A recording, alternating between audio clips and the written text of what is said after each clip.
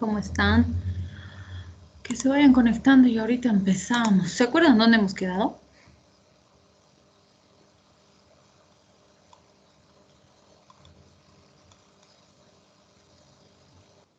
Doc, hemos quedado en integración central.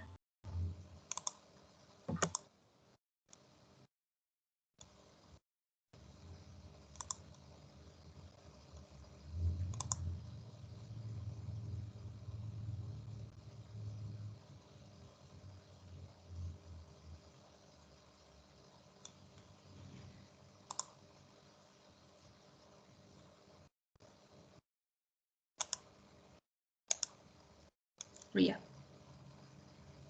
Ok, que se vayan conectando y ahorita continuamos, ¿sí?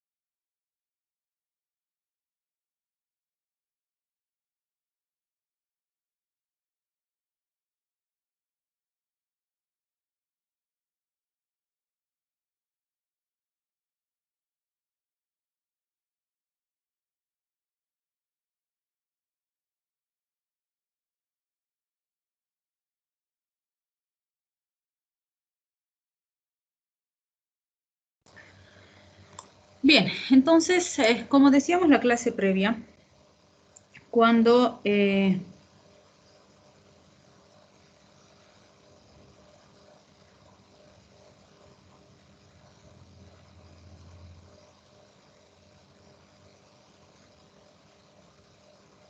hacemos el análisis de este sistema simpático, parasimpático, que como han visto es mucho de los elementos farmacológicos, vamos a ver que, por ejemplo, acá, este contraste entre los efectos que van a producir a nivel sistémico es lo que más nos interesa cuando hacemos el contraste de estos dos sistemas. Si hablamos, por ejemplo, de los efectos a nivel ocular, sabemos que el parasimpático va a producir contracción del músculo circular del iris y contracción del músculo ciliar. Por lo tanto, el efecto en el paciente que vamos a observar va a ser una miosis. En cambio, cuando hablamos del simpático, tenemos contracción del músculo radiado del iris y relajación del músculo ciliar. Por lo tanto, lo que vamos a observar en el paciente va a ser una midriasis. En condiciones normales sabemos que el reflejo pupilar determina que exista midriasis y miosis de forma normal como mecanismos de respuesta y adaptación a la luz. Entonces es muy importante analizar esto porque obviamente cuando aumenta o disminuye el nivel de luz, la respuesta simpática y parasimpática son las que van a permitir esa adaptación. Pero pueden haber situaciones patológicas en las que puede haber un síndrome colinérgico o un síndrome adrenérgico y esa falta de respuesta o exceso de respuesta en uno u otro sentido es lo que nos va a orientar a hacer el diagnóstico, ¿no? Y a pensar que cuál puede estar afectado, el simpático o el parasimpático, y sospechar en qué sustancia puede estar produciendo esa alteración. Lo propio cuando hablamos de los efectos a nivel cardiovascular. Sabemos que el simpático, por excelencia, va a producir aceleración de toda la respuesta a nivel cardiovascular. Va a aumentar la fuerza de contracción, la velocidad de conducción en los marcapasos ectópicos, en el nodo sinoauricular. Todo se va a acelerar con el simpático y todo se va a desacelerar con el parasimpático. Entonces también eso nos ayuda a orientarnos un poco en qué puede estar pasando en el paciente. ¿Qué pasa a nivel de la vasculatura? Por excelencia recordamos, cuando hablamos del simpático, decimos el simpático produce vasoconstricción. Y es cierto, en general en la mayoría de los sitios, podríamos decir, va a haber vasoconstricción mediada por el simpático, pero cuando el simpático actúa sobre sus receptores alfa. Y aquí eso nos sirve para hacer un análisis que lo vamos a reforzar más adelante, en el sentido de que el sistema simpático es más complejo que el parasimpático, justamente porque tiene una distribución más amplia de receptores, tiene más tipos diferentes de receptores. Y esto va a determinar que cuando nosotros analizamos la respuesta en el sistema simpático, dependiendo del grado de selectividad de la sustancia que estamos manejando, puede haber una respuesta diferente a la esperada. Lo normal que nosotros esperamos por acción simpática es vasoconstricción. Pero fíjense, los beta, que siguen siendo simpáticos, van a producir vasodilatación, ¿sí?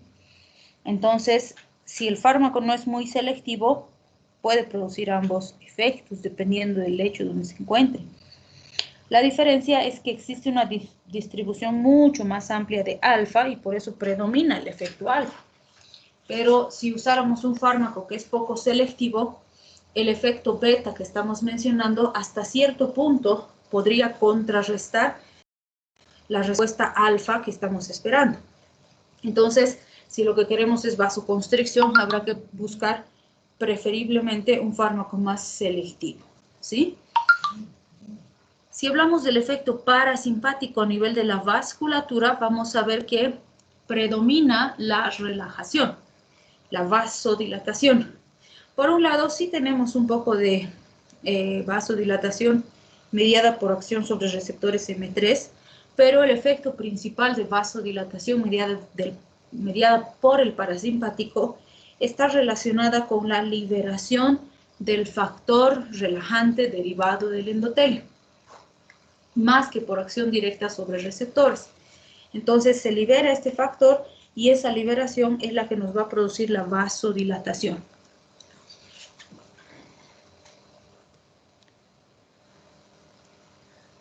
Bien, cuando vemos la respuesta respiratoria, a nivel respiratorio y digestivo, vamos a ver que a nivel respiratorio en el músculo liso bronquial tenemos relajación por el simpático y contracción por el parasimpático, que es lo que conocemos, ¿no? Decimos, el simpático facilita la broncodilatación y disminuye las secreciones por acción beta 2 principalmente, y el parasimpático produce contracción y aumenta la producción de secreciones, sobre todo por su actividad sobre los receptores M3.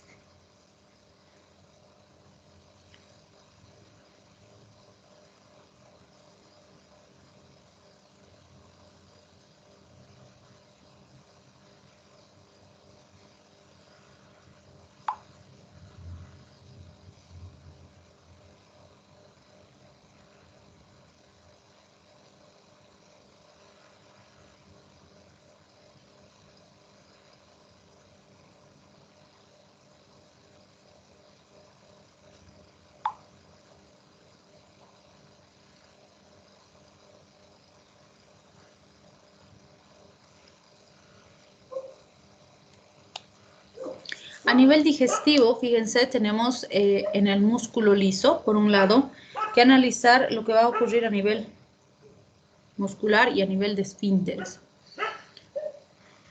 Dime un minutito.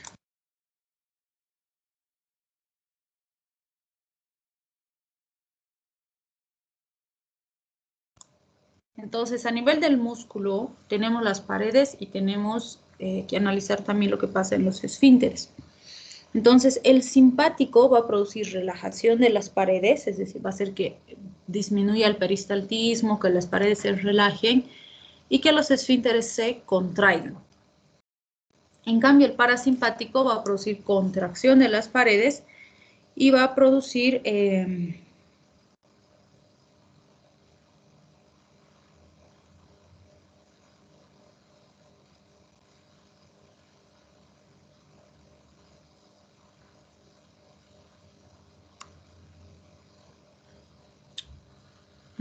algunos elementos como, por ejemplo, si nosotros producimos contracción y contracción del músculo, aumentando el peristaltismo, aumentando la movilización del contenido, si quieren, hacia la parte siguiente, y producimos una contracción intensa del esfínter, lo que vamos a producir es una respuesta, si quieren, de riesgo para el paciente, porque si hiciéramos que el esfínter se cerrara cuando se contrae el intestino, la víscera hasta puede llegar a estallar y eso nos trae complicaciones.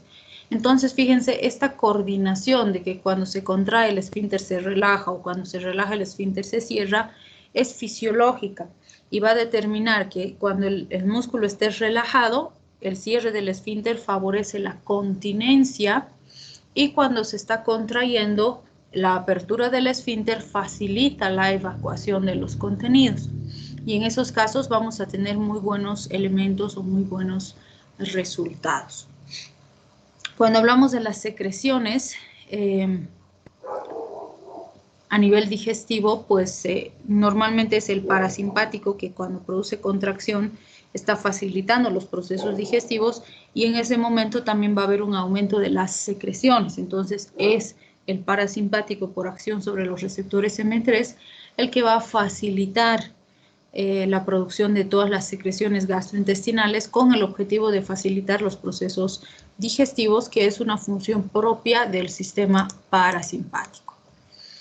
Por otro lado, si vemos, por ejemplo, el sistema genitourinario, siempre les digo, si se acuerdan gastrointestinal, se acuerdan genitourinario, porque en lo que es vejiga y el esfínter vesical tenemos los mismos elementos, o sea, la pared vesical y el esfínter.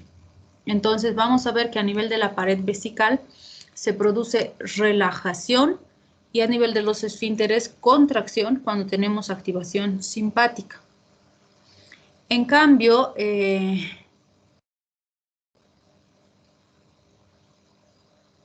cuando tenemos el parasimpático va a producir contracción del detrusor y relajación del trígono o del esfínter para facilitar la evacuación o la eliminación de la orina.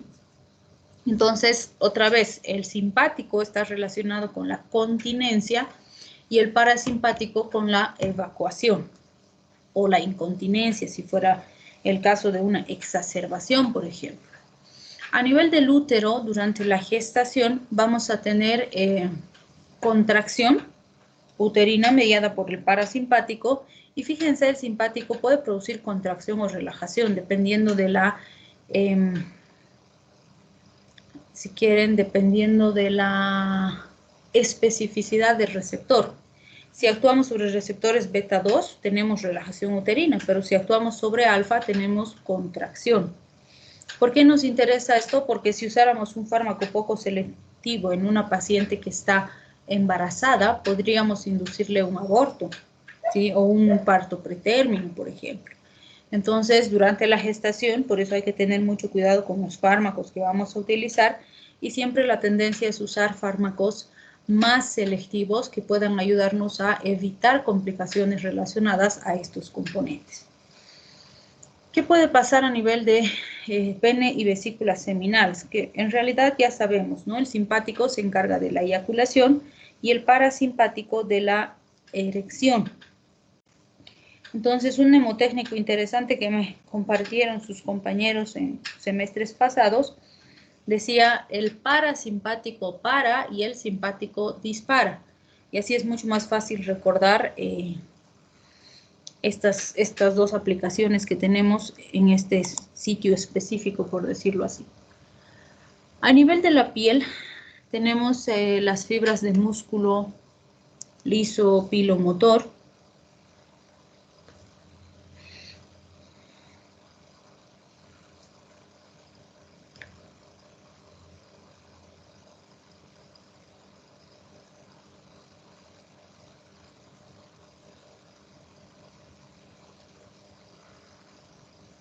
Que obviamente cuando hay estimulación simpática vamos a tener contracción.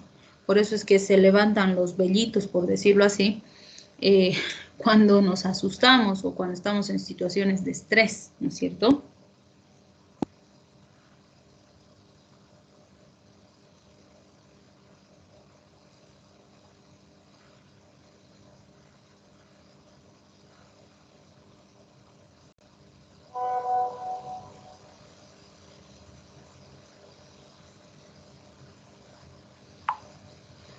Entonces tenemos, por ejemplo, por un lado la piloerección, como decíamos. Tenemos también a nivel de las glándulas sudoríparas. Aquí es algo interesante porque depende de la distribución.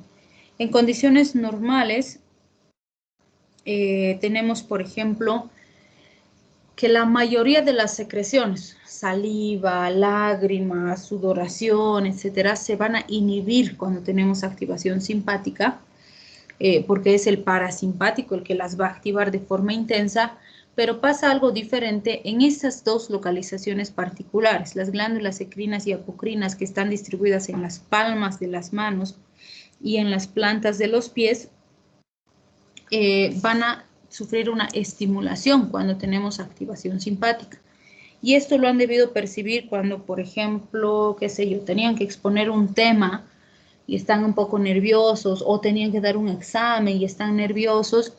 Entonces empiezan a ponerse las palmas de las manos, se empiezan a poner frías y húmedas, ¿no? Y lo mismo pasa con las plantas de los pies, solo que cuando estamos con calzados, medias, no lo percibimos. Entonces son elementos importantes a considerar. Cuando hablamos de las funciones metabólicas, a nivel hepático tenemos gluconeogénesis y glucogenólisis activada por el sistema simpático. A nivel de los lipocitos tenemos la lipólisis y a nivel renal tenemos la liberación de renina. Entonces, tenemos, por ejemplo, a este nivel que no vamos a tener una respuesta adecuada en relación a la movilización energética si no tuviéramos la activación de estas vías metabólicas. Entonces, ¿qué está haciendo el sistema simpático? Primero está movilizando grasas como fuente alternativa de energía para tener exceso de energía lista para responder a situaciones de estrés. La glucogenólisis y la gluconeogénesis también están disponibilizando fuentes energéticas para tener suficiente para responder a esa situación de estrés. Sabremos que con la glucogenólisis vamos a romper las cadenas de glucógeno con el objetivo de disponibilizar glucosa para tenerla como fuente energética. En el caso de la gluconeogénesis, lo que vamos a hacer es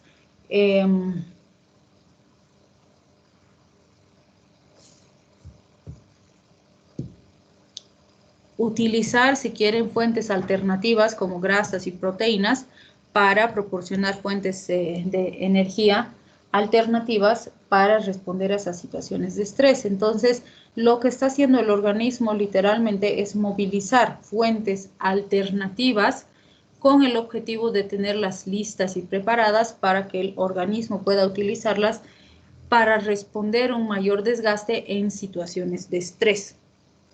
Y en el caso de la liberación de renina, lo que estamos consiguiendo es la activación del sistema renina-angiotensina-aldosterona, que va a permitirnos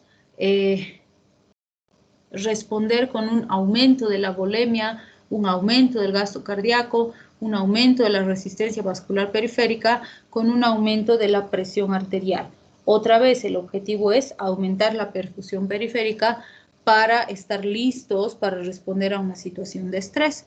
Entonces, todo eso va a ser mediado por el simpático. Entonces, este gráfico de la parte final, que lo tenemos en el CATSUM, lo que hace es esquematizar esa respuesta, ¿no? Y nos muestra qué ocurre en condiciones normales cuando se produce un cambio, una alteración en el organismo. Si hablamos de la presión arterial media, ¿qué decimos? Cuando existe una disminución, digamos, de la presión arterial media, ¿quién va a captar esa disminución? Nuestros vasoreceptores, que constantemente están monitorizando y vigilando lo que ocurre a nivel del organismo.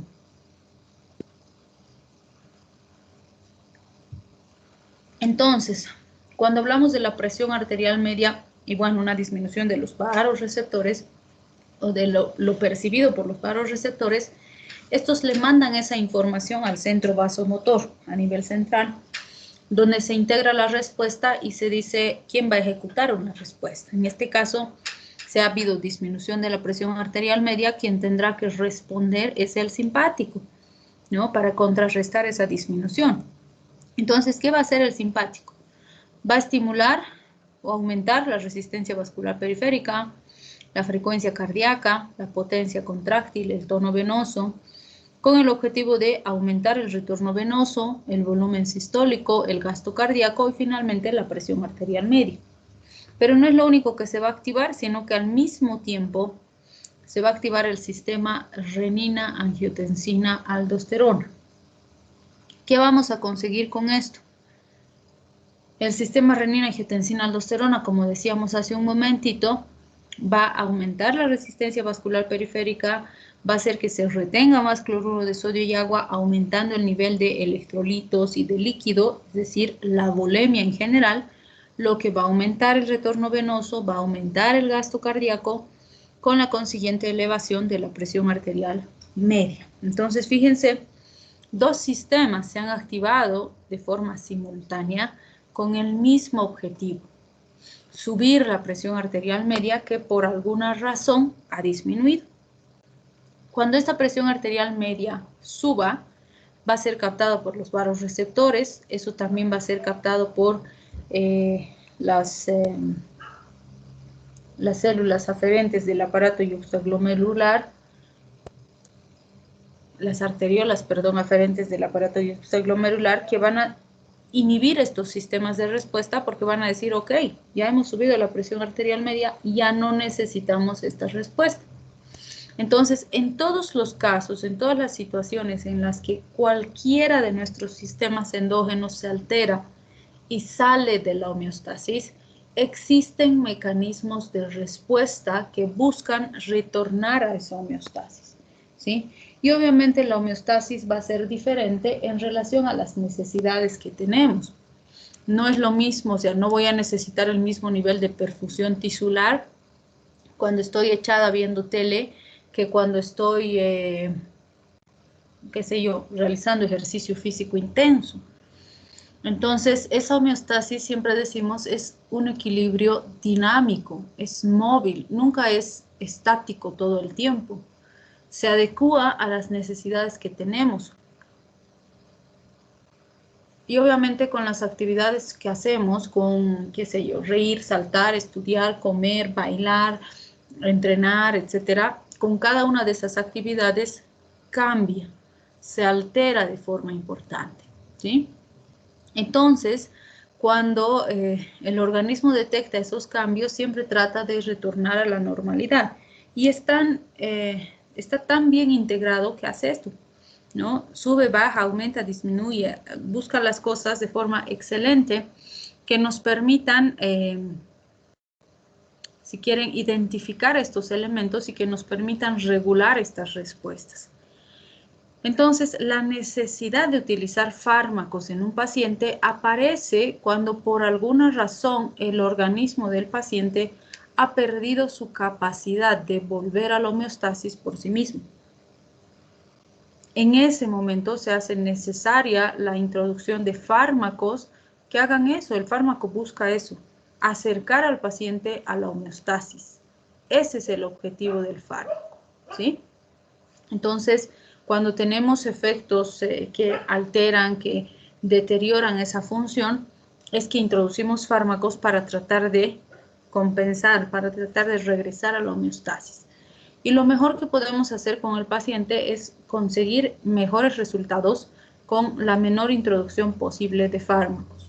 Pero si no se consigue, pues vamos a usar fármacos. Y obviamente el fármaco tiene que alcanzar un objetivo terapéutico. No me sirve de nada darle fármacos si esos fármacos no van a conseguir el objetivo de mantener estable al paciente, ¿sí? Si no conseguimos eso, no vamos a lograr, si quieren, estabilizar al paciente. Bien, entonces fíjense, aquí tenemos el sistema de conducción neurológica, donde vemos que cada uno de los pasos que hemos ido analizando, en las vías que hemos analizado, hemos visto, ¿no? La síntesis del neurotransmisor, su almacenamiento, la liberación del neurotransmisor, la activación de receptores, la terminación del efecto, la recaptación de los metabolitos, etcétera, porque cada uno de esos pasos puede ser una potencial diana farmacológica. Ya tenemos fármacos que actúan en esos puntos diferentes, pero también tenemos fármacos que no lo hacen, ¿sí? O fármacos que pueden estar potenciando una respuesta y eso está desestabilizando al paciente y queremos contrarrestar. Entonces, esa es la razón por la que hemos recordado estas vías metabólicas. Y ya en los capítulos siguientes vamos a ir viendo cuáles son los elementos importantes de esas vías. Y bueno, este refrán me gusta mucho porque dice, si crees que puedes, puedes. Si crees que no puedes, estás en lo cierto. Y esto es real, ¿sí? Porque si tú crees que no puedes algo, seguro que no vas a poder. Porque ya te has puesto un bloqueo mental. Y el punto más importante que determina que no consigas algo es que tú creas que no lo vas a conseguir. ¿Sí? Entonces, algo importantísimo que tienen que pensar cuando se proponen hacer algo es que ustedes pueden.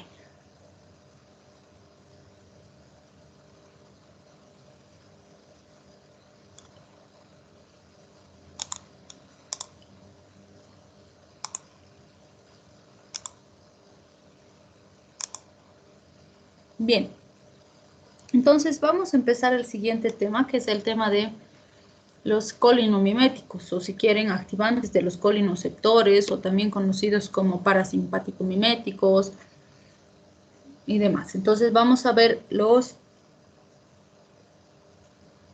básicamente los agonistas colinérgicos, que pueden ser directos o indirectos dependiendo dónde actúan de forma específica. Entonces vamos a estudiar los estimulantes del sistema colinérgico que pueden actuar en receptores o en enzimas. Por eso les decía, para los 4 temas siguientes, sistema nervioso autónomo es un capítulo clave, porque todo eso que hemos visto ahorita en el autónomo nos va a servir para entender todos estos elementos que vamos a ir desarrollando, ¿sí? Entonces, a partir de este capítulo, ya empiezan los conceptos de fármacos, los nombres de los fármacos, sus mecanismos, sus familias, etc. Entonces, los contenidos son un poquito más complejos, ¿sí? Esto ya lo hemos visto, hemos dicho que en varios sitios de este sistema vamos a ir analizando para conseguir nuestras respuestas. Entonces, cuando hablamos de fármacos colinomiméticos, estamos hablando de sustancias químicas o sustancias farmacológicas que estimulan la actividad de la acetilcolina, ¿sí? Como ya hemos descrito en sistema nervioso autónomo, pueden ser fármacos de acción directa, ¿sí? Cuando estimulan los receptores de acetilcolina. Entonces son directos porque estimulan el receptor muscarínico o nicotínico y van a imitar, por decirlo así, la respuesta colinérgica. ¿El resultado cuál va a ser? Aumento de la respuesta colinérgica, ¿sí? En el caso de los colinomiméticos de acción indirecta, ¿sí?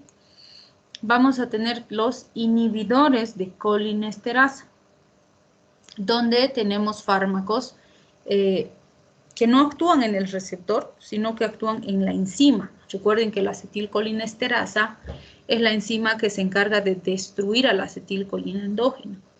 Entonces, estos fármacos lo que hacen es bloquear a la enzima, y si tengo a la enzima bloqueada, no va a haber quien destruya la acetilcolina endógena. Si nadie destruye la acetilcolina endógena, entonces esta sigue de forma persistente estimulando sus receptores. Y como hemos dicho, eso es patológico porque lo normal es que este neurotransmisor estimule milisegundos sus receptores y después sea destruido, ¿sí? Entonces, ¿qué es lo que vamos a tener en estos casos? Lo mismo como resultado final va a ser una potenciación del efecto de la acetilcolina, pero el mecanismo es diferente, ¿sí? En el caso de los de acción directa que actúan en receptores, hay algunos conceptos básicos que debemos recordar. Primero, la localización de esos receptores. Como hemos visto en autónomo, hay una amplia localización de receptores nicotínicos y muscarínicos. Ya dijimos que los nicotínicos están distribuidos ampliamente tanto en el simpático como en el parasimpático. Y los receptores muscarínicos están distribuidos a nivel postganglionar del parasimpático y hemos visto que tenemos M1, 2, 3, 4 y 5 que también tienen una amplia distribución en los distintos órganos y sistemas. Entonces, cuando hablamos de los fármacos colinomiméticos, uno de los elementos importantes que estará relacionado con la efectividad y la relación a los efectos adversos será la selectividad del receptor. Es decir, si tengo fármacos más selectivos en los receptores, qué sé yo, M3, entonces tendré menos efectos adversos.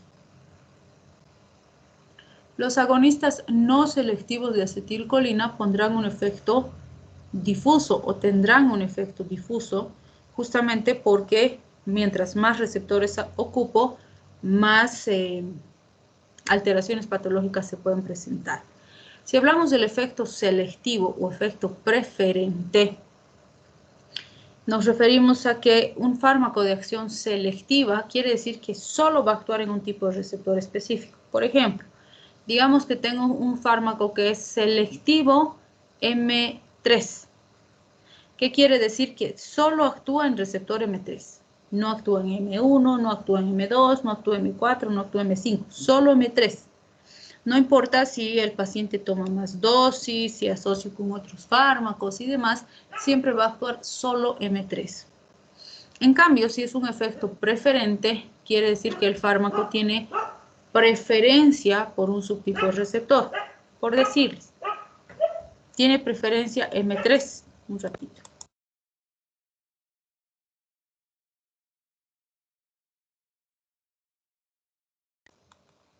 Entonces, si tiene preferencia por M3, ¿qué es lo que va a ocurrir? En condiciones normales, si las dosis son correctas, los intervalos son correctos, solamente va a afectar M3. Pero si empiezo a modificar factores, por decirles, le doy más dosis o le disminuyo los intervalos de tratamiento, eso hace que pierda su preferencia y empiece a actuar también en M1, en M2, en M4, qué sé yo. Entonces, la preferencia se puede modificar cuando se modifican los factores externos.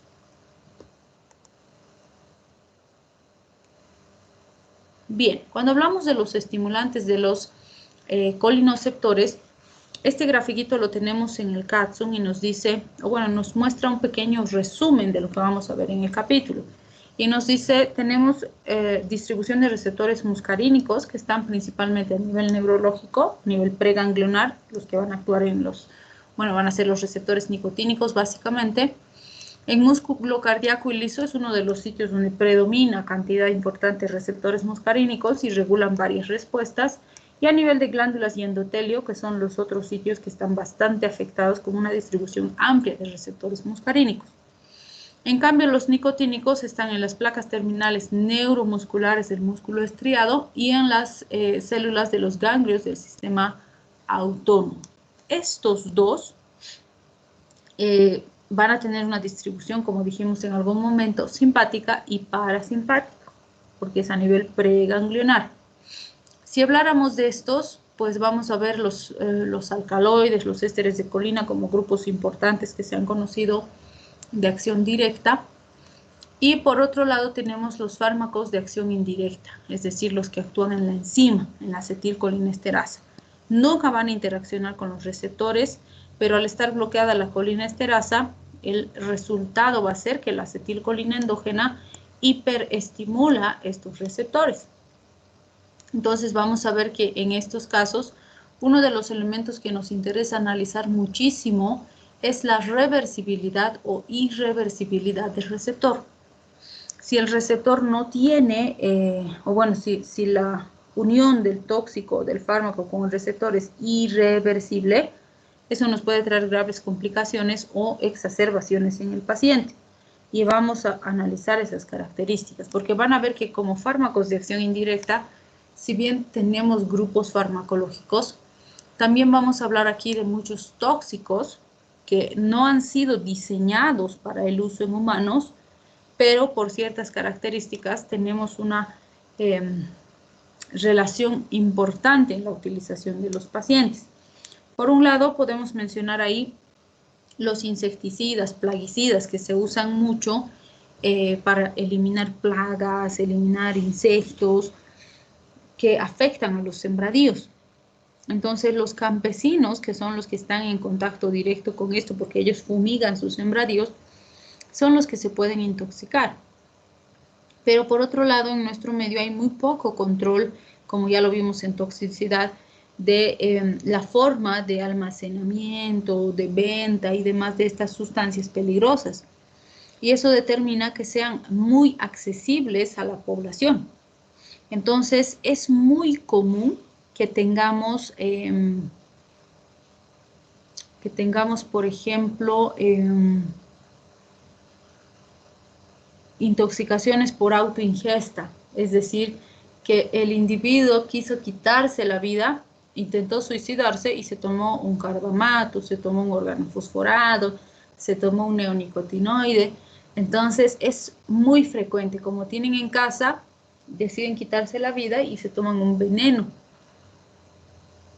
Y obviamente dependiendo de cuánto toman, en muchos casos el paciente va a sobrevivir, pero va a quedar con secuelas importantes, dependiendo qué se tomó, cuánto se tomó y cuánto tardó después en llegar al hospital.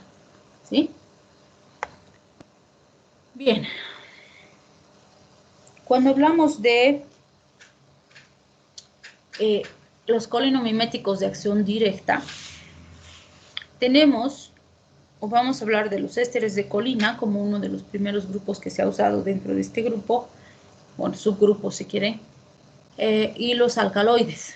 De los ésteres de colina, fíjense, tenemos la acetilcolina sintética, después se ha producido la metacolina, el carbacol y el betanecol.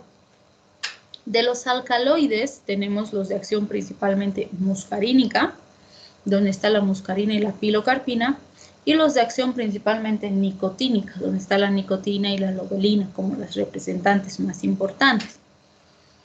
De estos dos subgrupos, la muscarina y la nicotina han sido las responsables del nombre de los receptores, es decir, gracias a la muscarina se ha determinado que son receptores muscarínicos y gracias a la nicotina que son receptores nicotínicos, porque con estas sustancias es que se ha logrado describir las acciones, distribución y demás de estos receptores, ¿sí? Bien, otra característica importante que debemos mencionar de estos es que la pilocarpina, la nicotina y la lobelina actúan como aminas terciarias, es decir, que van a actuar, o bueno, que por esta característica química que tienen en su estructura, tienen una absorción y distribución más rápida y más fácil que cualquiera de los otros fármacos. Y eso implica riesgo, sobre todo de toxicidad, porque básicamente ingresan bien por todas las vías que nos podamos imaginar, ¿sí? Entonces vamos a ir describiendo un poquito esas características. Vamos a empezar con los ésteres de colina. Entonces dijimos acetilcolina, después se produjo metacolina y finalmente se produjeron carbacol, betanecol. Entonces decimos, estos fármacos son hidrofílicos, ¿sí? Entonces tienen una facilidad bastante amplia para distribuirse y movilizarse en medios acuosos, pero no tienen la capacidad de atravesar la barrera hematoencefálica. Entonces, no tienen ingreso importante a nivel del sistema nervioso central.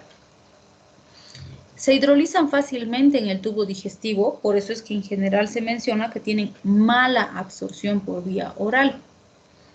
Entonces, dependiendo de dónde necesitamos el efecto, será la vía que vamos a utilizar. Se hidrolizan fácilmente por acción de la acetilcolinesterasa. ¿Sí? Obviamente la acetilcolina sintética, que es la que más parecido químico tiene a la molécula endógena, es la que se metaboliza más fácilmente a nivel de acetilcolinesterasa. Le sigue la metacolina, que también tiene una estructura química bastante parecida, que se metaboliza bastante bien con la acetilcolinesterasa, pero no tanto como la acetilcolina. Y finalmente el carbacol y el betanecol son más estables, es decir, que tardan más en metabolizarse y no son tan sensibles a la acción de la acetilcolinesterasa.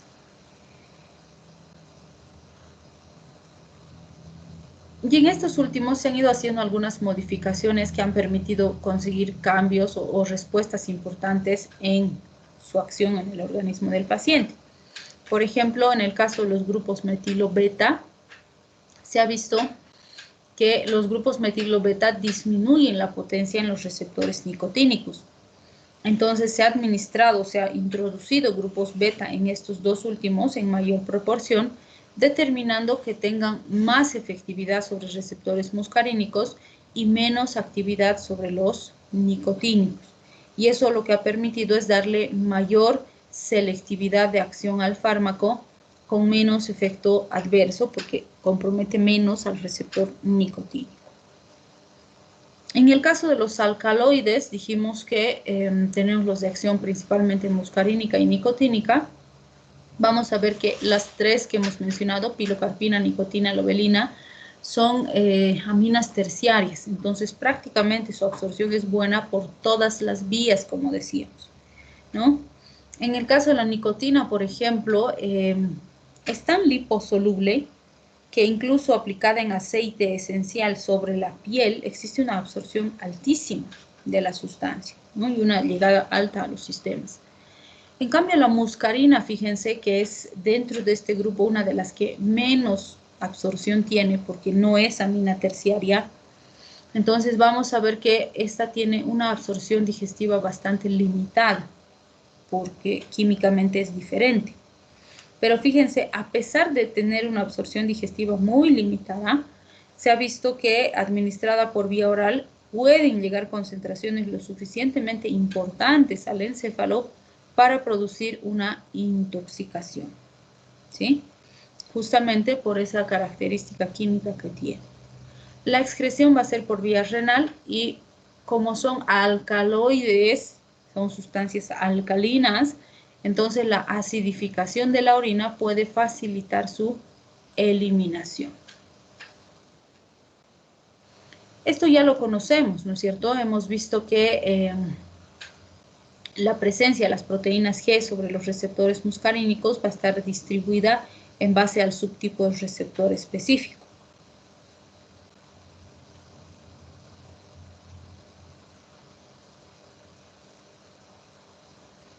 Entonces vamos a ver que las interacciones que tenemos sobre los receptores muscarínicos en sus terminales nerviosas son los que van a determinar la liberación o la activación de un neurotransmisor específico, ¿no? Entonces fíjense, los M1 están más distribuidos a nivel central, los M2 más a nivel de corazón, los M3 principalmente a nivel glandular y músculo liso, los M4 a nivel central y también a nivel auditivo, por ejemplo, y los M5 más a nivel central.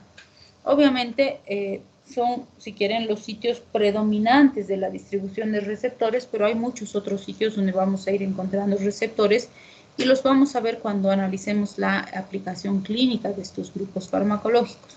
Y solo a manera de recuerdo, sabemos que los impares 1, 3 y 5 trabajan con proteína GQ, por lo tanto el segundo mensajero es IP3 diacilglicerol y calcio, ¿sí? Catalizados por la activación de la fosfolipasa C.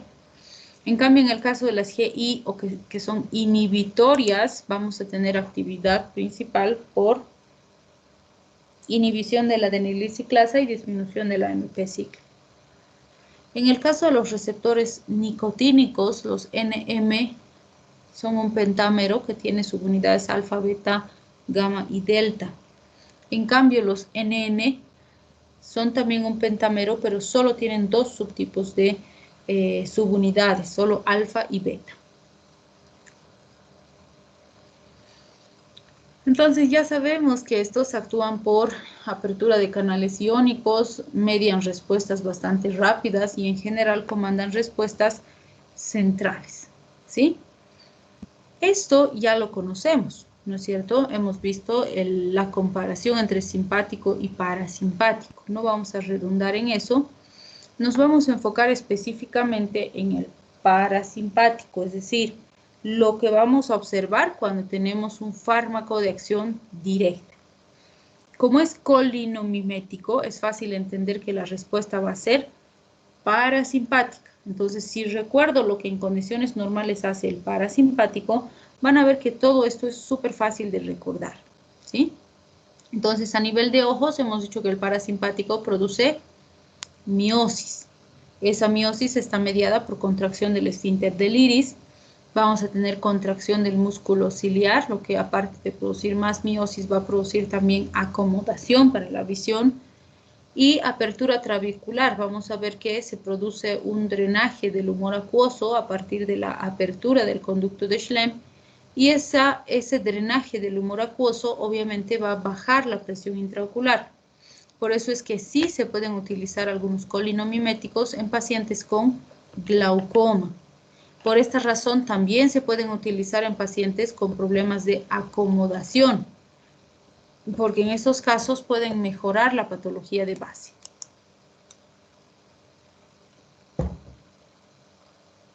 Bien, si hablamos de los efectos cardiovasculares, pues ya lo sabemos, dijimos el parasimpático va a producir todo negativo, ¿sí? Entonces, en corazón vamos a tener disminución de la frecuencia, de la potencia contráctil, de la velocidad de conducción, todo va a disminuir, lo que nos va a producir efecto cronotrópico, inotrópico, dromotrópico y bromotrópico, incluso negativo, ¿sí?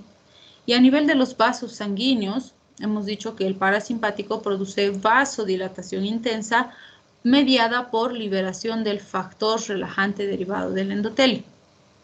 Lo que no hemos mencionado antes es que un requisito para que esta respuesta se produzca con intensidad es que tiene que existir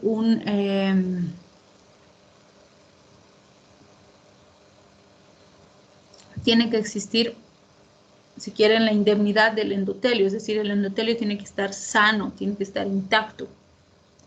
Si el endotelio estuviera lesionado o dañado, probablemente no obtengamos la respuesta de forma adecuada. Y en dosis altas, más bien se va a producir contracción intensa en estas localizaciones.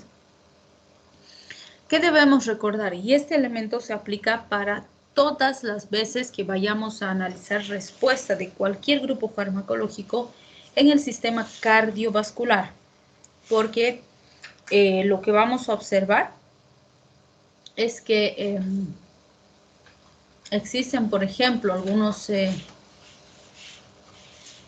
elementos relacionados a,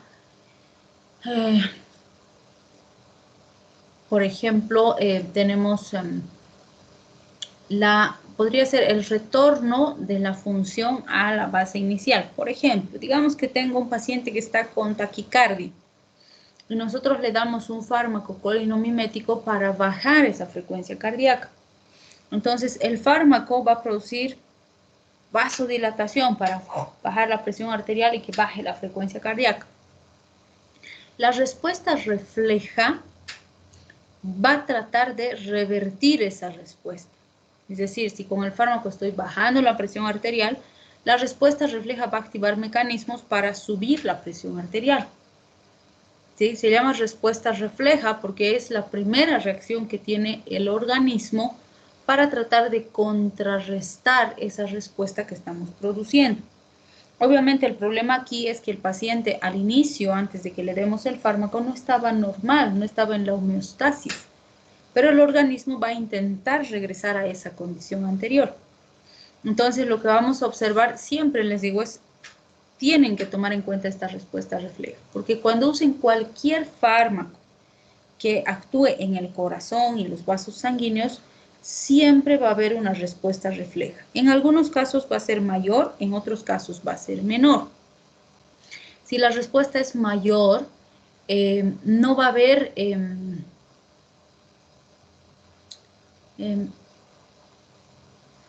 no va a haber, si quieren, una respuesta refleja suave, sino que va a ser intensa tratando de compensar. Si la respuesta es menor, probablemente ni siquiera la percibamos y no pase nada.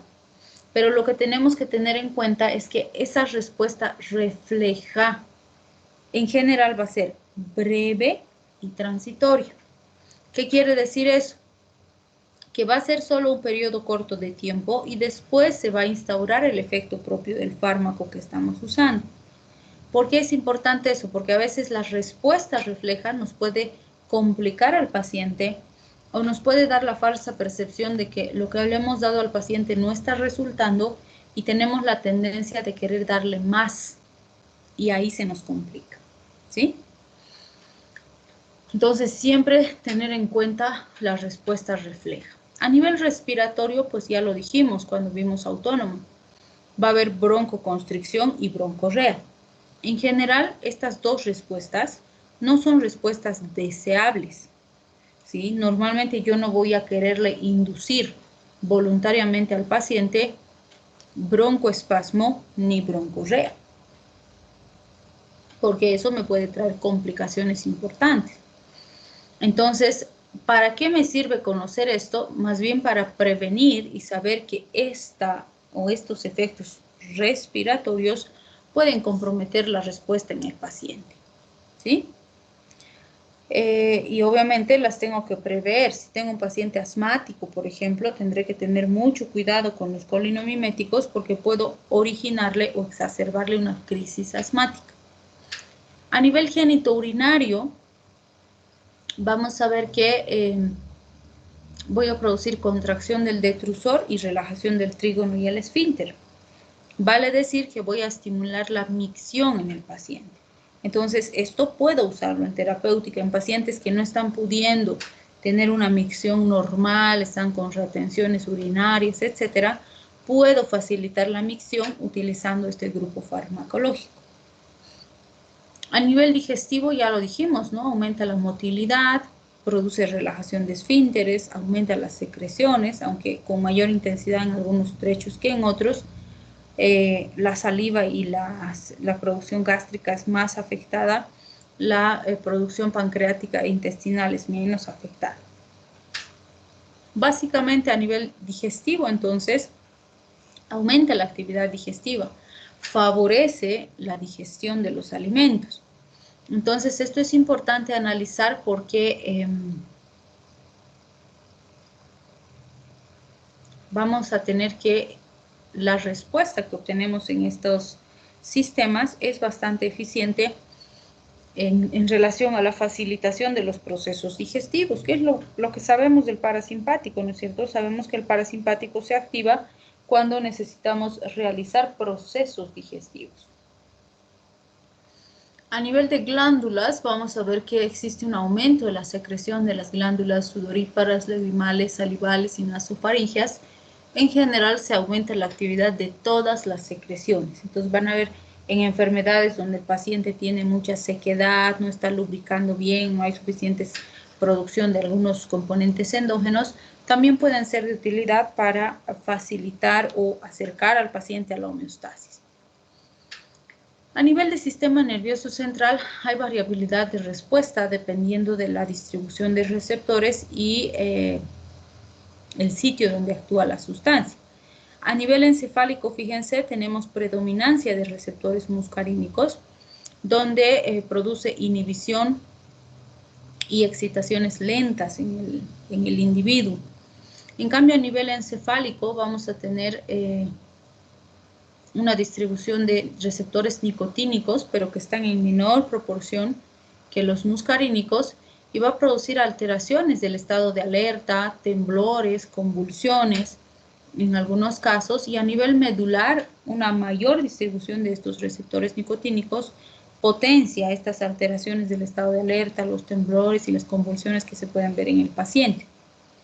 En cambio, a nivel del sistema nervioso periférico, fíjense, en las células de las glándulas postsinápticas, a nivel del sistema simpático y parasimpático, vamos a ver que producen estimulación. Y tenemos un efecto dual, justamente por estimulación de los dos sistemas. Por predominio simpático en corazón se va a ver más aumento de la presión arterial y la frecuencia cardíaca, y por predominio del parasimpático en el resto del organismo, aceleración de, por ejemplo, la micción, diarreas, es decir, sobre todo va a afectar al sistema gastrointestinal y al genitourinario. En las terminales quimiorreceptoras vamos a ver que hay una alteración de la frecuencia respiratoria con una descarga vagal intensa que puede exacerbar el broncoespasmo y el exceso de secreciones que hemos mencionado para los fármacos anteriores. O si quieren, como respuesta a nivel respiratoria propiamente dicho. En las uniones neuromusculares vamos a tener despolarización de la lámina terminal por un aumento de la permeabilidad de sodio y potasio, y lo que vamos a observar son fasciculaciones desorganizadas y contracciones musculares espásticas. Bien, descansen 10 minutitos, terminamos esto y empezamos los de acción indirecta. En 10 minutitos continuamos.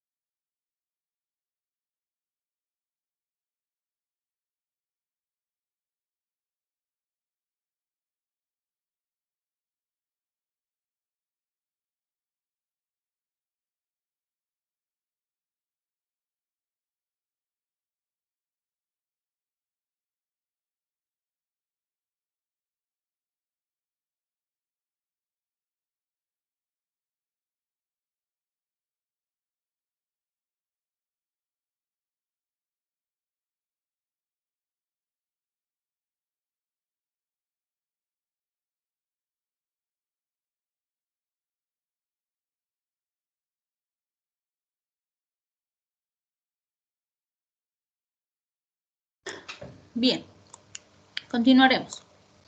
Entonces, cuando hablamos del efecto sobre las uniones neuromusculares, por un lado tenemos las fasciculaciones desorganizadas y por otro lado las contracciones musculares. Con las contracciones musculares no hay dónde perderse, ¿sí? Porque sencillamente vamos a ver contracción de un músculo que va a manifestar al paciente como dolor, como un calambre, ¿sí? En cambio, con las fasciculaciones desorganizadas a veces hay un poco de dificultad con el reconocimiento o con recordar lo que es una fasciculación. Entonces, siempre les digo, es fácil recordar una fasciculación si recuerdan cuando están muy estresados, han dormido mal, están en época de exámenes, pasa que uno de sus ojos empieza a adquirir vida propia, ¿no? Y empieza a temblar y están ahí sin hacer nada y su ojo tiembla solito. Entonces, esa es una fasciculación. Hace referencia a la contracción de forma aislada de pequeños grupos de fascículos musculares que se contraen sin una función específica, ¿sí? Entonces, cuando tenemos, por ejemplo, pacientes con intoxicaciones colinérgicas, ustedes lo miran al paciente y parece que el rostro estuviera danzando, porque en la mejilla, por ejemplo, se está contrayendo un grupito, otro por el ojo, otro por la barbilla, o le destapan el tórax y también van a ver segmentos que se están contrayendo de forma asincrónica sin ninguna función específica, ¿sí? Entonces es bastante común en este tipo de situaciones. Bien. A partir de aquí vamos a ver a los colinomiméticos de acción indirecta. Siempre les digo que si saben los de acción directa, saben los de acción indirecta, porque el resultado es prácticamente el mismo, con la diferencia que hay algunos sitios donde hay algunas pequeñas variaciones que hay que recordar y nada más, pero después es prácticamente lo mismo, porque como hemos dicho al principio, con los de acción directa, bueno, los de acción directa actúan en el receptor, los de acción indirecta actúan en la enzima, pero ambos consiguen como efecto final un aumento de la actividad colinérgica, ¿sí? Entonces, ¿qué grupos vamos a analizar? Tenemos los ésteres de ácido carbámico, donde tenemos alcoholes con amonio cuaternario como la neostigmina, los alcoholes con amonio terciario como la fisostigmina, los alcoholes simples con amonio cuaternario, donde está el hidrofonio, y los derivados del ácido fosfórico, donde tenemos los tiofosforados, como el malatium, paratium, y los organofosforados, como el ecotiofato y el somán. Entonces, ¿qué vamos a analizar? Estos, los derivados del ácido fosfórico, que algunos los ponen a ambos en el mismo grupo, estos no son fármacos, ¿sí? O sea, no son sustancias que han sido diseñadas para el consumo en humanos. En realidad han sido diseñadas como plaguicidas, como herbicidas, no herbicidas, plaguicidas, insecticidas, o incluso gases neurotóxicos que se han utilizado en algunos eventos bélicos. Entonces, ¿cuál es el punto importante? Primero, que los analizamos porque tenemos población importante que está en contacto con estas sustancias.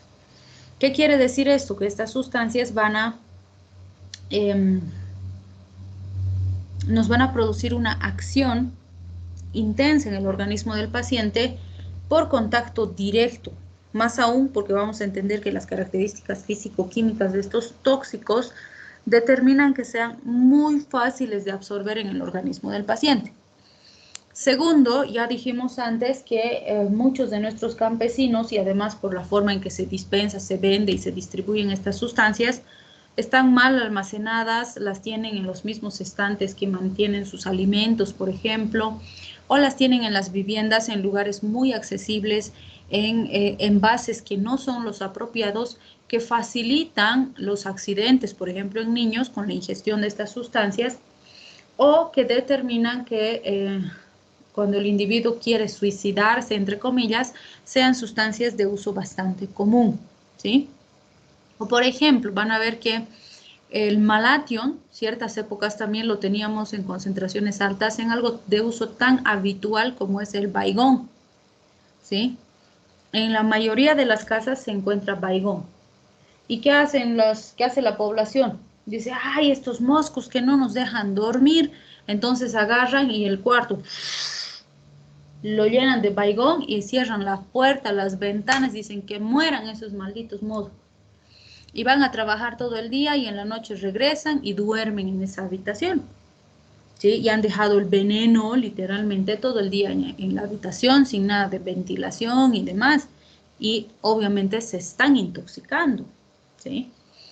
Entonces, evidentemente ya en la mayoría de las industrias se ha cambiado el malatión por carbamato, justamente por el mayor riesgo que tiene el malatión al ser organofosforado, pero todavía existe.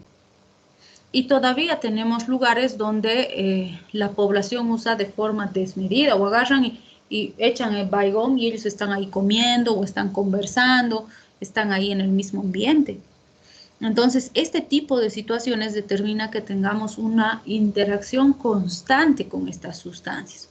O por ejemplo, malatión, que se usa bastante para fumigar, hay muchos abuelitos que agarran y usan para matar los insectos de sus jardines, ¿no? Y preparan a ojímetro sin tomar las medidas correctas y además agarran y fumigan sin medidas de protección, porque deberían estar con barbijo, con lentes, con guantes, con botas, con impermeable, y no fumigan así. O agarran, por ejemplo, y pues manipulan sin ningún cuidado y echan a los huequitos de las hormiguitas y cosas así. O tenemos, por ejemplo, nuestra población en Norte Potosí, que son de las zonas más pobres que tenemos en Bolivia. Normalmente las familias tienen 1 o 2 cuartitos en sus terrenos, ¿no? A veces el mismo cuartito hace de habitación y de cocina. En una esquinita cocinan y en el resto del cuartito duermen. O a veces tienen un cuartito aparte para cocinar y un cuartito para dormir. Y duermen todos los miembros de la familia, ¿no? Los abuelitos, los papás, los hijitos, que además son bastantes, y los perritos, los gatitos, las llamitas, cualquier animalito que tengan, también lo meten porque cuando hace mucho frío en las épocas de invierno, como son zonas frías, si se quedan afuera, pues se congelan. Entonces los meten y todos duermen en el mismo sitio. Y no duermen en camas con catres y demás como acostumbramos en la ciudad, duermen en colchones de paja que están al ras del piso. Y los pisos tampoco son de cerámica, son pisos de tierra. Entonces, como los animalitos también están ahí, pues tienen cualquier cantidad de pulgas, ¿sí? Y bueno, las pulgas son terriblemente molestosas, sobre todo en la noche. Entonces, ¿qué hacen los papás de estas familias? Agarran malatión, que viene en polvito, ¿no? Y lo rocían encima de la cama, encima de la frazadita en la que duermen, lo rocían. Le echan el polvito y esperan un rato y claro, se mueren pues todas las pulgas. Una belleza, mueren las pulgas. Pero ellos duermen encima. Y hacen esto de forma sistemática. Entonces, ¿cómo no se va a ir intoxicando esa población? Y ahí duermen, hemos dicho, los abuelitos, los niños, los papás, los animalitos, todos están durmiendo en el mismo sitio. Entonces, lamentablemente tenemos todavía este tipo de actividades, podríamos decir, en las que no se usa de forma correcta y estas sustancias son sumamente comunes cuando hablemos de toxicidad en población, ¿sí? Otro punto importante es que no se está utilizando las medidas recomendadas por las instituciones que fabrican estos tóxicos, porque obviamente tiene que ser una cantidad específica para fumigar los sembradíos que permita erradicar las plagas, pero que no tenga un residuo importante en el producto, ¿sí? Y se han debido dar cuenta ustedes, hace años, o pregúntenles a sus papás antes, se decía que comas la cáscara, ¿no? De la manzana, de los duraznos, de las peras, comíamos la cáscara, porque tenía un sabor agradable en primer lugar y además muchas de las propiedades de la fruta se conservaban o se concentraban en la cáscara. Pero si ustedes ahora quieren comerse la cáscara, van a ver que es desagradable, es picante, es más dura, no tiene un sabor agradable. Y la razón por la que ha habido esta transición es por la impregnación que tiene de estos plaguicidas. Entonces, hoy en día no se recomienda el consumo de las cáscaras de las frutas, verduras y demás, justamente porque son los sitios donde más concentración de plaguicidas existe. Y muchos de nuestros productores sobrepasan las concentraciones permitidas a nivel internacional de estos productos. Y obviamente no nos producen intoxicaciones agudas porque son dosis pequeñas, pero a largo plazo sí van a empezar a producir complicaciones y enfermedades importantes. Pero como siempre les digo, ¿no? Cuando no son intoxicaciones que nos están matando inmediatamente, no les damos importancia. Y nadie les da importancia, ni siquiera las autoridades. Entonces, cuando empiecen a aparecer casos de toxicidad crónica por estas sustancias, recién le vamos a dar importancia después de 10, 20, 30 años de daño a la población. ¿Sí? Entonces, por esa razón, aunque no sean sustancias diseñadas para el consumo específicamente, sí las analizamos porque están en constante contacto con la población, ya sea por contaminación alimentaria, por uso industrial, por uso en la agricultura. Bien, entonces vamos a empezar con neostigmina, fisostigmina, los organofosforados y los tiofosforados. Esta tablita nos muestra sus características. En el caso de la neostigmina, la diferencia con la fisostigmina es la absorción. La neostigmina, fíjense, tiene baja absorción por todas las vías, por piel, pulmones, conjuntiva, vía oral. Por eso es que se usa por vía parenteral, ¿sí? Por lo tanto, su ingreso al sistema nervioso central es bajo. En cambio, la fisostigmina tenía buena absorción por todas las vías. Y es más tóxica porque tiene alto ingreso al sistema nervioso central. Entonces, en la terapéutica, estas se han usado en ciertas épocas, pero la fisostigmina ha sido la primera en ser retirada por el alto riesgo central. Y la neostigmina todavía se acepta su utilización en situaciones particulares o de alto riesgo, ¿sí? La colinesterasa y las esterasas inespecíficas endógenas son las enzimas que se van a encargar de destruir estos fármacos cuando sean utilizados por los pacientes. Los organofosforados, con excepción del ecotiofato que en algún momento se ha usado en la terapéutica, el resto vamos a ver que primero tienen buena absorción por todas las vías. Se absorben bien por piel, por pulmón, por intestino, por conjuntiva. Por eso es que el campesino que fumiga con estas sustancias sin tener medidas de bioseguridad, y normalmente, ¿cómo vamos a ver a nuestros campesinos? Con un short, una solera, sus abarcas y está ahí debajo del arbolito fumigando. Y estamos viendo que la sustancia ingresa por los ojos, por la nariz, por la boca, por la piel, ¿sí? Y como no usa medidas de bioseguridad, pues se intoxica, ¿sí? Y tenemos estudios, por ejemplo, hechos en Tiquipaya, en nuestros floricultores, y Tiquipaya es nuestra zona de mayor producción de florcitas. Entonces, se ha hecho estudios por algunas ONGs en estos floricultores, y ellos, o sea, ya saben que cuando fumigan el día y los 2 o 3 días posteriores a sus fumigaciones, están un poco decaídos, ¿no? Y ellos dicen que se les irritan los ojitos, les molesta un poco la garganta, tienen algo de tos, un poco de malestar. Y dicen, es que he fumigado, porque cada vez que fumigan pasa esto, y fumigan entre 4 y 6 veces al año. Entonces, muchos de estos agricultores trabajan en agricultura o en floricultura en este caso, 10, 15, 20 años. Y se están intoxicando todo el tiempo. Y no es común, o sea, normalmente cuando usas medidas de bioseguridad, además te cambias todo, te bañas y recién vas a tu domicilio, ¿no? ¿Qué hacen nuestros campesinos? Fumigan así con sus shortcitos, su solerita, se lavan las manos, ya algunos la cara más, y así van a sus hogares. Pero su cabello, su ropa, sus zapatos está impregnado en tóxico, ¿sí? Y así están con sus esposas, con sus hijos. O a veces fumigan esposo y esposa, marido y mujer, los hijos ayudan. Entonces están sometidos a este tipo de intoxicaciones, ¿sí? Estas sustancias, además, fíjense, tienen vidas medias largas, y vamos a ver que esto es lo que más compromete algunos elementos importantes de efecto. y tienen distribución amplia en el sistema nervioso central. Un punto importante cuando hablamos de los órganos fosforados es el envejecimiento del receptor. ¿A qué hace referencia el envejecimiento del receptor? Es decir, como estos se fijan a la enzima, a la acetilcolinesterasa, sus mecanismos de acción o el tipo de fijación que tienen con la enzima es covalente, es decir, es un enlace fuerte. Sin embargo, en las primeras horas de la interacción química de la enzima con el tóxico, todavía se puede separar esa unión, porque para que se consolide esa unión se tiene que producir un proceso conocido como envejecimiento del receptor. ¿Qué quiere decir esto? Que a través de una fosforilación se consolida el enlace covalente. Después de ese envejecimiento del receptor, ahí sí no separamos nunca más el tóxico de la enzima.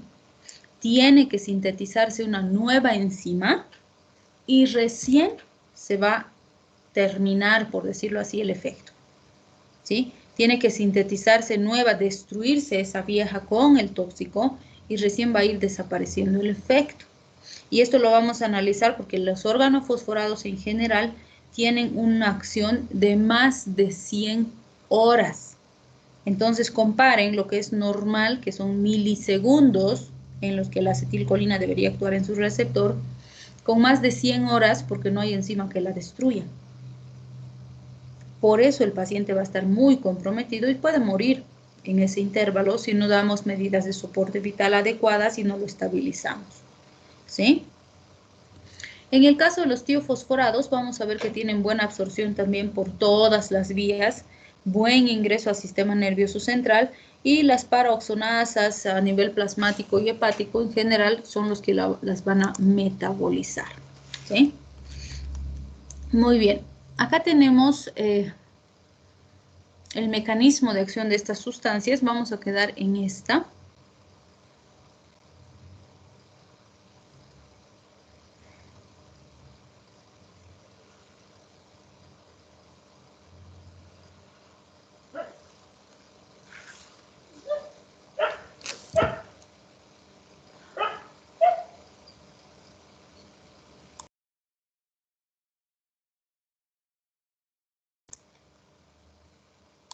Les voy a llamar listita.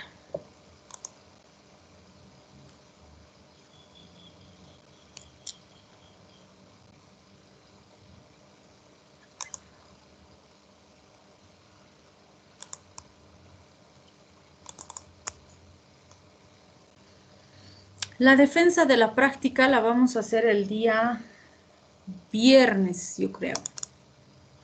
Les voy a confirmar hasta la siguiente clase, pero sí, viernes. Para el viernes voy a listar, ¿ya?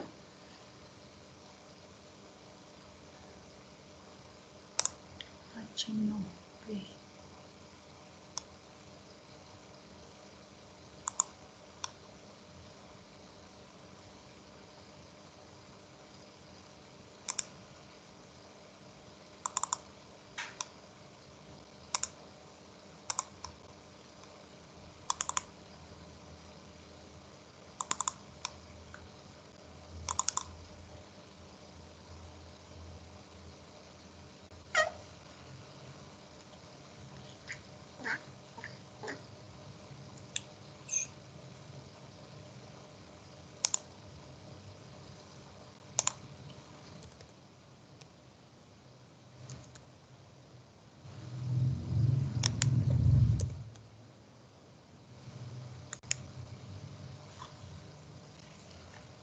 André Nicolás. Presente. Max Alejandro. Presente, doc. María Alejandra. Presente, doc. Valentina. Presente, doc. Sofía. Sofía, presente, doctora. Marco Antonio. Presente, doctora. Natalia. Presente, doc. Camila. Presente, doc. Catherine, Presente, doctora. Erika, Presente, doc. Clara, Presente, doc. Roxana, Presente, doctora. Wilson,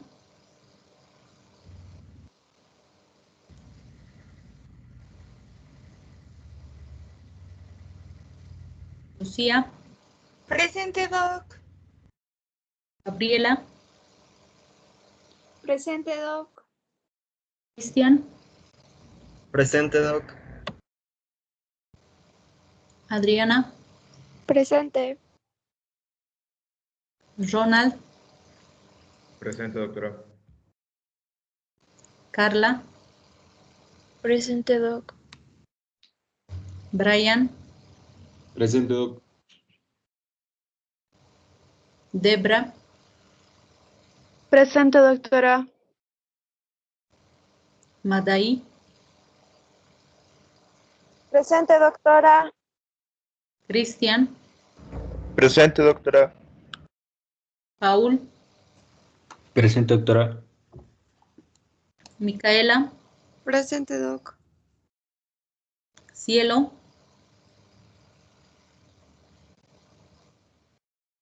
Alexandra, Presente, doc. Adriana, Presente, doc.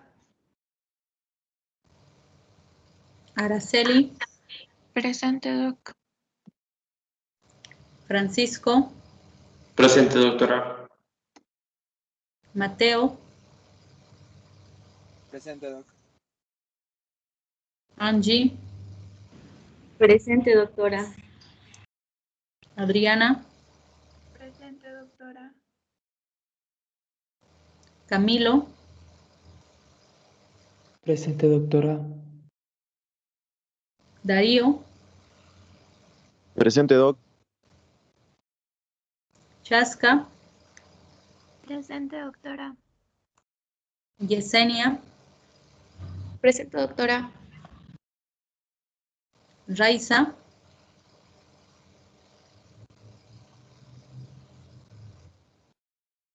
Carolina, Presente, doc. Camila, Presente, doc. Aleida, Presente, doctora. Alenka, Presente, doctora. Sofía, Presente. Cristian, Presente, doc. Anthony, Presente, doctora. Mirta, Presente, doctora. Andrea,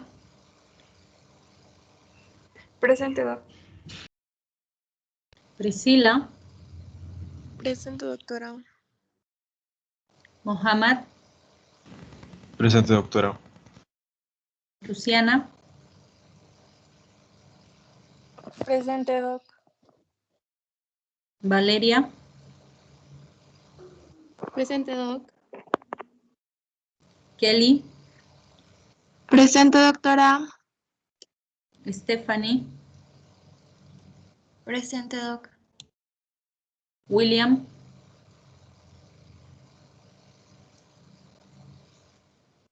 Thais. Presente, doc. Bien, vamos a quedar ahí entonces. El jueves les voy a confirmar cómo vamos a hacer la defensa el, el viernes. Hola. ¿Sí? Doc, creo que no me escuchó mi presente. No sé si ahorita me escucha. Te escucho. No, ya, doc, presente.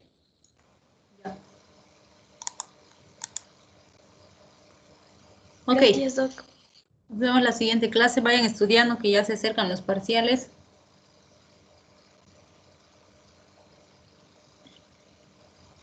Gracias, Sí, Doc. doctora, gracias. Chao, chao. Hasta luego, doc. Hasta luego. Gracias, Doc. Hasta luego. Hasta luego. Hasta Gracias. luego. Hasta luego. Hasta luego, Doc. Hasta luego, Doc. Hasta luego.